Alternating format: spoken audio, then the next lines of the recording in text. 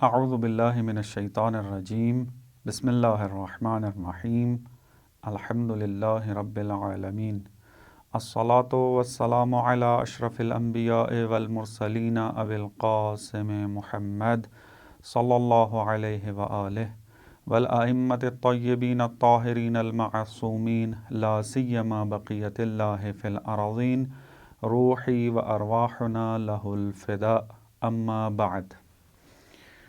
پچھلے درس میں آپ کی خدمت میں اس نقطے کو بیان کیا تھا کہ انسان اپنے اختیاری فعل میں لذت طلب ہے۔ اس مطلب کو یوں بھی بیان کیا جا سکتا ہے کہ انسان فطرتی طور پر لذت طلب ہے، اور پھر بعد میں لذت کے معنی کو کھول کر بیان کیا تھا۔ آج کی اس مادی دنیا کے اندر جب بھی لذت کا لفظ بولا جاتا ہے تو اس سے مادی معنی لیا جاتا ہے۔ مثلا جب میں نے ابھی اور پچھلے درس میں جب بیان کیا اور اس جملے کو ادا کیا کہ انسان لذت طلب ہے، اگر اس کو وضاحت نہ کی جائے تو ہر انسان کا ذہن مادی اور حسی لذتوں کی طرف چلا جائے گا۔ لہٰذا ضرورت پیش آئی کہ ہم لذت کے مفہوم کو کھول کر بیان کریں تاکہ اپنے اس سوال کا جواب دے سکیں کہ جو ہم نے درس کے شروع میں بیان کیا تھا۔ اور یہ عرض کیا آپ کی خدمت میں کہ لذت حسی اور مادی دائرہ کار میں منحصر نہیں ہوتی، یعنی لذت فقط حسی نہیں ہے بلکہ اس سے بلند بھی ایک معنی ہے کہ جو حسی لذت کو بھی اپنے اندر لیے ہوئے ہے اور عقلی لذت کو بھی لیے ہوئے ہے، یعنی وہ لذتیں کہ جو حواس سے خمسہ کے ذریعے انسان حاصل نہیں کر سکتا بلکہ وہ ان سے ہٹ کر حاصل ہوتی ہیں، وہ حصے عقلی کے دائرے میں آتی ہیں، جس طرح کے بعض مثالیں بھی آپ کی خدمت میں عرض کی تھی۔ لذت کے اوپر فلسفے میں بہت ساری باتیں کی گئی ہیں، بہت ساری بحثیں کی گئی ہیں۔ چونکہ آپ کی خدمت میں عرض کیا تھا کہ ایسے مطالب اس کورس میں بیان کرنے ہیں کہ جو تمام افراد کے لیے قابل فہم ہو، تو ہم ان دقتوں کی طرف نہیں جاتے۔ جتنا ضرورت تھا اس مطلب کو بیان کرنا وہ آپ کی خدمت میں بیان کچھ کر چکے ہیں اور کچھ آپ کی خدمت میں بیان ہو رہا ہے۔ لذت کے اندر عرض کیا تھا کہ 3 نقطوں کو مد نظر رکھنا ضروری ہے، 3 یہ نکات لذت کے اندر موجود ہونا ضروری ہیں، تب انسان لذت حقیقی اور سعادت حقیقی پا سکے گا۔ عرض کیا تھا کہ لذت فقط حسی معنی کے اندر منحصر نہیں ہے بلکہ لذت عقلی بھی موجود ہے، لہذا انسان کی توجہ ہونی چاہیے عقلی لذت کی طرف۔ مادی لذت کی طرف لوگ اس وجہ سے گئے، اور مغربی مفکرین نے جو اپنے فلسفے کی بنیاد بعض نے لذت طلبی پر رکھی ہے اور لذت کا معنی فقط حسی اور دنیاوی اور مادی کیا ہے، اس کی وجہ یہی ہے عقلی لذتوں سے چشم پوشی کر لی ہے انہوں نے، یا غفلت کی وجہ سے یا جان بوجھ کر، جو بھی آپ تحلیل کریں اس مطلب کی، وہ مہم نہیں ہے، اہم نہیں ہے ہمارے لیے۔ اہم یہ ہے کہ اس وقت ہمارے اس دور کے اندر جو مغربی دنیا کے اندر فلسفے موجود ہیں اور انہوں نے جو لذت کا معنی کیا ہے وہ فقط حسی اور مادی معنی میں منحصر ہے، دوسرے معنی سے چشم پوشی اختیار کی ہے بعض مکاتب فکر نے جو کہ فلسفی آرا بھی رکھتے ہیں۔ لیکن اسلام جو ہے وہ لذت کو فقط مادی معنی میں منحصر نہیں سمجھتا بلکہ اس کو وسیع معنی میں سمجھتا ہے۔ لذت کا دائرہ وسیع ہے، حسی نہیں ہے بلکہ عقلی بھی لذت شمار ہوتی ہے۔ دوسرا نقطہ جو آپ کی خدمت میں عرض کیا تھا وہ یہ تھا کہ تمام جوانب کو مد نظر رکھا جائے.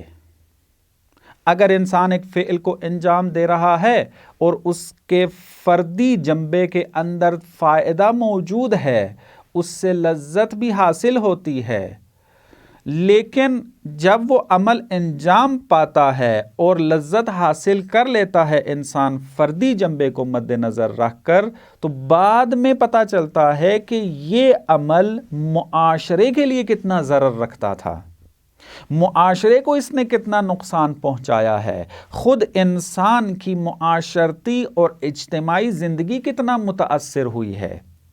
پس انسان اگر لذت طلب ہے تو اس کو ایک اور نقطے کی طرف بھی توجہ ہمیشہ رکھنی چاہیے کہ اگر وہ کسی عمل کے اندر لذت دیکھ رہا ہے اور اس کو حاصل کرنے کے لیے عمل انجام دے رہا ہے تو اس کے تمام جوانب کو، تمام پہلوؤں کو مد نظر رکھے اور دیکھے کہ آیا اس عمل کو انجام دینے سے میری کسی بھی زندگی کے حصے میں کوئی برا اثر تو رونما نہیں ہوگا، میرے اس عمل سے کسی دوسرے پر برا اثر تو نہیں پڑے گا، معاشرہ تو تحت تاثیر نہیں آئے گا، اور اس قسم کے مقائسے. جیسا کہ اب خدمت میں عرض کیا تھا، ظاہری اعتبار سے بھی نگاہ کرے، باطنی اعتبار سے بھی نگاہ کرے، فردی کے اعتبار سے بھی، معاشرتی اعتبار سے بھی، حال اس کا، اس مستقبل، ان تمام چیزوں کو مد نظر رکھے. اور تیسری اہم چیز کہ لذت برتر کو مد نظر رکھے، یعنی ایسی لذت کو مد نظر رکھے کہ جو برترین ہو، بہترین ہو، برتر ہو، بلند ہو، مثلا دائمی ہو، جیسا کہ کل آپ کی خدمت میں مثال بھی عرض کی تھی. اگر انسان اس تیسرے نقطے کو مد نظر رکھ لے اور اس کے اوپر توجہ کرے تو انسان کو بہت ساری ایسی تکلیفیں کہ جو مادی اعتبار سے تو تکلیفیں شمار ہوتی ہیں، لیکن پھر وہ تکلیفیں لذت میں بدل جائیں گی. اس کی ایک دو مثال آپ کی خدمت میں عرض کرتا ہوں. مثلا اگر انسان کوئی لذیذ کھانا کھانا چاہتا ہے، اس کی لذت کو حاصل کرنا چاہتا ہے، تو کیا ہوتا ہے؟ انسان زحمتوں کو قبول کرتا ہے. اس کو پکانے کے لیے کیا کچھ نہیں کرنا پڑتا، خرید کرنی ہوتی ہے چیزوں کو، پھر لا کر وہاں پر پکانا ہوتا ہے، بہت ساری زحمت ہوتی ہے. انسان جب باورچی خانے میں جا کر لذیذ غذائیں تیار کرنا شروع کرتا ہے تو کتنے مراحل سے گزرنا پڑتا ہے، یہ ہر انسان آگاہ ہے اس سے. تو ایک مادی لذت کو حاصل کرنے کے لیے انسان بعض زحمتوں کو قبول کرنے پر تیار ہو جاتا ہے اور اس کے اندر کوئی عیب شمار نہیں کرتا.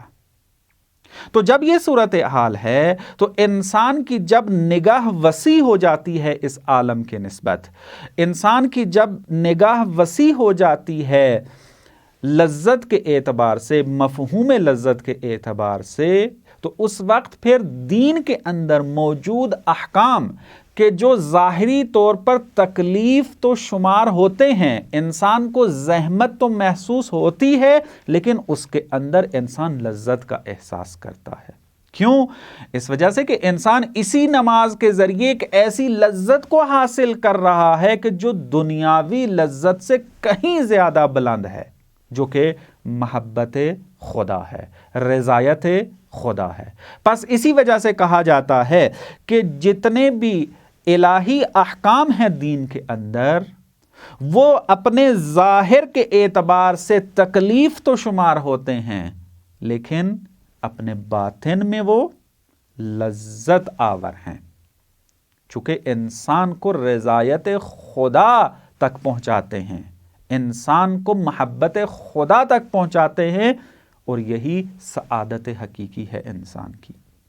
پس اگر ان تین نکات کی طرف انسان توجہ کر لے تو یہ جملہ درست سمجھ میں آ جاتا ہے کہ انسان فطرتی طور پر لذت طلب ہے.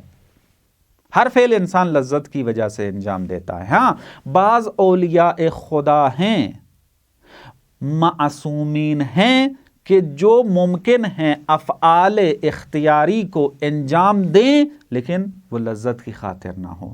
ہماری ان استثناءات کے بارے میں بات نہیں چل رہی ہے، ہماری عموم انسان کے بارے میں چل رہی ہے، عمومی طور پر بات ہو رہی ہے، انسان کی بات چل رہی ہے. انبیاء علیہم السلام بھی انسان کو اسی لذت حقیقی اور سعادت حقیقی کی طرف توجہ دلانے کے لیے آئے ہیں. انبیاء علیہم السلام انسان کو یہ نہیں کہتے کہ تم ہمیشہ سختیوں میں رہو، تم کبھی بھی آسانی کو حاصل نہ کرو، تم خوشبختی کی طرف نہ جاؤ، ہمیشہ جو ہے ایک زاہدانہ خشک زہد کی طرف جاؤ، اسی کے اوپر جو ہے وہ عمل کرتے رہو، خوشی سے محروم ہو جاؤ اور ہمیشہ مشکلات کو برداشت کرتے رہو. یہ انبیاء نہیں کہتے، انبیاء اس چیز کی طرف دعوت نہیں دیتے. انبیاء بھی انسان کی فطرت کو جانتے ہیں اور اس بات کو بخوبی طور پر جانتے ہیں کہ انسان کی فطرت میں لذت طلبی رکھی گئی ہے اور انبیاء اسی لذت ہی کی طرف دعوت دیتے ہیں. ہاں، ایک کام جو انبیاء کرتے ہیں وہ یہ کہ انسان کا لذت کی طرف زاویہ دید درست کرتے ہیں. پوائنٹ آف ویو انسان کا جو لذت کی طرف ہے اس کو صحیح کرتے ہیں، جیسا کہ مثالیں دی ہیں. کیونکہ بعض انسان ایسے ہیں جو اس مادی دنیا کے اندر رہ کر اتنے غافل ہو چکے ہیں مادے سے، ماورا چیزوں سے، کہ وہ اب اپنی تمام سعادتیں اسی دنیا میں ڈھونڈتے ہیں. لہٰذا ان کے نزدیک لذت فقط حس کے اندر خلاصہ ہوتی ہے. اور اگر انسان حسی طور پر، دنیاوی طور پر تھوڑی سی زحمت برداشت کرنا بھی پڑ جائے تو اس کا انکار کر دیتے ہیں کہ یہ ہم انجام نہیں دیں گے، چونکہ یہ زحمت آور ہے، چونکہ اس سے ہمیں تکلیف ہو رہی ہے، اور انسان چونکہ لذت طلب ہے، پس ہم وہی فعل انجام دیں گے کہ جو لذت لے کر آئے گا. اسی وجہ سے آخرت کی طرف جو ہے وہ توجہ زیادہ نہیں کرتے. کیوں؟ اس وجہ سے چونکہ اس لذت کا ادراک نہیں ہے. تو پس انسان کی اگر توجہ ہو جائے ان نکات کی طرف تو انسان بہت سارے عقائد میں درست ہو جائے گا، اس کا زاویہ دید جو ہے وہ بدل جائے گا، اس کی زندگی کا معنی ہی بدل جائے گا. اب کوئی آ کر یہ سوال اٹھا سکتا ہے کہ آپ نے تو کہا ہے کہ تمام انسان سعادت کے پیچھے ہیں، لذت کے پیچھے ہیں، تو پھر ہم کیوں اس دنیا کے اندر دیکھتے ہیں کہ ہر انسان کا یا بعض انسانوں سے جو راستہ جدا ہو جاتا ہے. مثلاً بعض جو ہیں وہ دیندار ہیں اور بعض دین کو پسند نہیں کرتے، بعض ماں باپ سے محبت کرتے ہیں، بعض ماں باپ کے لیے زحمتیں نہیں اٹھاتے، بعض نماز پڑھتے ہیں، بعض نماز نہیں پڑھتے. اسی طریقے سے بعض سچ بولتے ہیں، بعض سچ نہیں بولتے، اور اس طریقے سے آپ مثالیں لیتے رہیں. یہ اختلاف کیوں پایا جاتا ہے؟ پس اگر لذت ہی کے پیچھے ہیں اور فطرتی طور پر لذت طلب ہیں تو پھر انسان کے عمل کے اندر اتنا اختلاف کیوں ہے؟ اس مطلب کی وضاحت کے لیے ایک مقدمے کی مزید ضرورت ہے. مطلب انتہائی واضح اور روشن ہو کر سمجھ میں آ جائے گا. وہ یہ ہے کہ انسان جب کسی فعل کو انجام دینے لگتا ہے جو کہ ارادی اور اختیاری ہوتا ہے، وہ 3 مرحلوں سے گزرتا ہے. جو بھی کوئی فعل ہو، انسان اختیاری ہو اور ارادی ہو، اپنے ارادے سے انجام دینے والا ہو، وہ 3 مرحلوں سے گزر کر جاتا ہے. پہلا مرحلہ یہ ہے کہ انسان اس عمل کی نسبت علم و آگاہی رکھتا ہو. اگر انسان کو ایک فعل کے اندر موجود لذت کا علم ہوگا تو انسان اس فعل کو انجام دینے کے بارے میں سوچے گا۔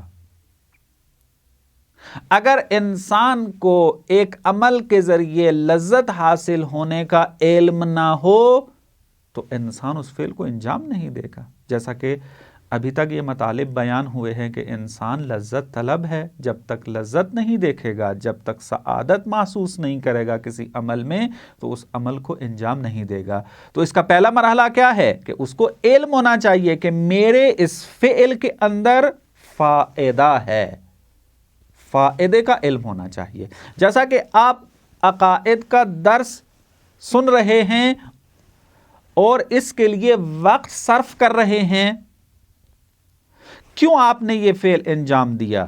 کیوں آپ اس درس کو سن رہے ہیں اور ان مطالب کو سیکھ رہے ہیں؟ اس کا پہلا مرحلہ یہ تھا کہ آپ کو علم ہوا کہ اس فعل کے اندر میرے لیے فائدہ موجود ہے۔ اگر یہ فائدے والا علم آپ کو نہ ہوتا تو آپ کبھی بھی یہ درس نہ سنتے، یہ زحمت برداشت نہ کرتے جو اس وقت آپ یہ زحمت برداشت کر رہے ہیں۔ پس انسان کو علم ہوتا ہے پہلے کہ اس عمل میں کوئی فائدہ موجود ہے اور وہ لذت تک لے کر جائے گا، انسان کو سعادت تک لے کر جائے گا۔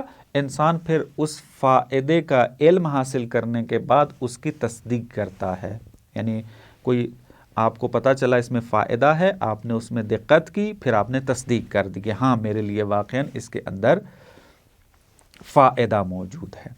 پس پہلا مرحلہ علم و آگاہی ہے۔ دوسرا مرحلہ تذکر و یاد آوری ہے کہ انسان نے جب ایک فعل کے اندر فائدے کا علم حاصل کر لیا، اس کی تصدیق کر دی کہ یہ میرے لیے فائدہ مند ہے، تو اب اس کو یاد بھی رکھے۔ کیونکہ اگر انسان علم حاصل کر لینے کے بعد، فائدے کی تصدیق کر لینے کے بعد اگر بھول جائے تو واضح سی بات ہے کہ انسان اس فعل کو انجام نہیں دے گا۔ پس یاد آوری والا مرحلہ بھی ہونا چاہیے۔ یہاں پر ایک نقطہ آپ کی خدمت میں عرض کر دوں کہ اکثر عبادات جو ہمارے اوپر واجب قرار دی گئی ہیں یا مستحب قرار دی گئی ہیں، وہ اسی تذکر کی خاطر ہے کہ انسان توجہ رکھے اس مطلب کی طرف کہ جس مطلب کی طرف توجہ ہونی چاہیے۔ وہ کیا ہے؟ محبت خدا، رضایت خدا، توجہ بے خدا اور آخرت کی طرف توجہ جو ہے۔ پس یادآوری کا مرحلہ یہ دوسرا مرحلہ ہے۔ تیسرا مرحلہ وہ یہ ہے کہ انسان کے اندرونی حالات کے ساتھ وہ فعل سازگار بھی ہو۔ کیونکہ اگر انسان کسی فعل کے اندر فائدے کا علم رکھتا ہو، اس کی تصدیق بھی کر دے، اس کو یاد بھی رکھے، لیکن اگر وہ فعل اس کے اندرونی حالات، نفسانی حالات کے ساتھ سازگار نہ ہوا تو انسان اس فعل کو انجام نہیں دے پاتا۔ اس کی بہت ساری مثالیں آپ لے سکتے ہیں۔ مثلا اگر انسان متدین ہو تو وہ، بلکہ تدین کی بھی شرط نہیں ہے، انسان کی توجہ ہے اس بات کی طرف کہ ایثار اور قربانی کسی چیز کی کسی دوسرے کے لیے یہ ایک اچھی چیز ہے، ایثار کرنا اچھی چیز ہے۔ لیکن اگر کوئی انسان اس کو آ کر تھپڑ مار دیتا ہے اور وہ اپنے نفسانی حالات کے اندر بہت غصیلا ہے اور وہ اپنے غصے پر کنٹرول نہیں رکھ پاتا، تو پھر کیا ہوگا؟ انسان اس غصے میں پھر کبھی بھی ایثار نہیں کرے گا، انسان انتقام ہمیشہ لے گا، انتقامی کارروائی کرے گا، باوجود اس کے کہ اس کو یہ پتا ہے کہ ایثار میں فائدہ ہے، لیکن اب غصہ اتنا زیادہ ہے اس کے اوپر کہ اب وہ کنٹرول نہیں کر پا رہا اور انسان وہ ایثار والا فعل انجام نہیں دیتا۔ بلکہ انتقام لینے کی سوچتا ہے اور لے بھی لیتا ہے۔ بس تیسرا جو مرحلہ ہے کہ جو اہم مرحلہ ہے وہ یہ کہ فعل انسان کے اندرونی حالات کے ساتھ سازگار ہونا چاہیے، تب انسان اختیاری فعل کو انجام دیتا ہے۔ بس ہم خلاصے کے طور پر یوں کہہ سکتے ہیں کہ انسان کے جو اعمال ہیں ان کی بنیاد دو چیزیں ہیں، ایک افکار اور دو اخلاق و روحیات، یعنی اس کے نفسانی حالات۔ اگر یہ دو متعادل ہوں، ان کے درمیان بیلنس موجود ہو، تو انسان جو فعل انجام دیتا ہے وہ فعل درست شمار ہوگا۔ اختلاف جو آتا ہے انسان کے اعمال کے درمیان وہ انہی دو کی وجہ سے کہیں نہ کہیں کسی ایک میں خرابی ہوتی ہے۔ مثلا ایک انسان سگریٹ پیتا ہے تو وہ سگریٹ کیوں پی رہا ہوتا ہے؟ مثلا اس کا عقیدہ یہ ہے کہ سگریٹ پینا میرے لیے فائدہ مند ہے، چونکہ اس کو فائدہ مند سمجھ رہا ہے لہذا سگریٹ پی رہا ہے۔ لیکن ایک انسان جو ہے وہ سگریٹ نہیں پیتا، کیوں؟ کیونکہ اس کا عقیدہ یہ ہے کہ سگریٹ میرے لیے نقصان دہ ہے، لہذا وہ سگریٹ پینے سے دوری اختیار کرتا ہے۔ اب آپ نے دیکھا کہ ایک انسان جو سگریٹ پی رہا ہے وہ اپنے اس عقیدے کی وجہ سے پی رہا ہے جو اس نے رکھا ہوا ہے کہ وہ میرے لیے فائدہ مند ہے، چونکہ سگریٹ پینے سے انسان کی جو پریشانی کی حالت ہے وہ دور ہو جاتی ہے، تھکاوٹ میں فرق آ جاتا ہے، کہ جو سگریٹ پیتے ہیں وہ اس قسم کی باتیں کرتے ہیں اور توجیہ پیش کرتے ہیں اپنی سگریٹ پینے کے لیے۔ لیکن جو سگریٹ نہیں پیتے وہ عقیدہ یہ رکھتے ہیں کہ یہ مضر ہے میرے بدن کے لیے۔ پس انسان کے اعمال کی بنیاد دو چیزیں ہیں، افکار اور اخلاق۔